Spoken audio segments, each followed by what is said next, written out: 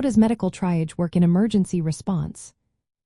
Imagine a scene where chaos unfolds after a big accident or disaster. Emergency responders rush in, trying to help as many people as possible. How do they decide who needs help first? That's where medical triage comes into play.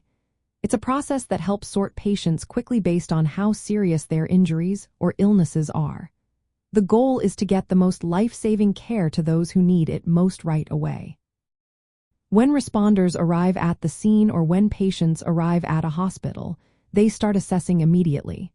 They look at key signs like whether the person can breathe, has a pulse, or is conscious. This quick check usually takes less than a minute per person, especially when there are many casualties. The faster they assess, the faster they can prioritize who needs urgent help. Patients are then placed into categories that show how urgent their condition is. The highest priority is for those who need immediate life-saving treatment. These are people who might be not breathing or bleeding heavily and need help right now. The next group includes patients with serious but not immediately life-threatening issues. They need prompt care but can wait a little. Then come those with injuries that can wait without worsening. These might be minor cuts or bruises. The last group is for minor injuries or conditions that don't need urgent attention. Sometimes, in very large disasters, responders also classify some patients as expectant if their chances of survival are very low given the resources available. Different systems guide responders through triage. For adults, the START system is common.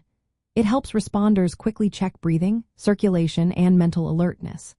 For children, the Jumpstart system is used, which is similar but adapted for kids. There is also the SALT system, which stands for Sort, Assess, Life-Saving Interventions, and Treatment or Transport. It helps responders stay organized during mass casualty incidents. In hospitals, triage is a bit more detailed. Nurses use tools like the Emergency Severity Index to decide who needs immediate care based on vital signs and how many resources each patient might need. This way, even if someone arrives later, they still get priority if their condition is critical. Triage isn't a one-time check. Patients' conditions can change, so responders and hospital staff keep reassessing. If someone's condition worsens, they might be moved to a higher priority group. This ongoing process helps save lives and makes sure resources go where they are needed most. In disasters and accidents, triage helps manage large numbers of casualties efficiently. It allows emergency teams to give quick, effective care, prevent system overload, and improve chances of survival for everyone involved.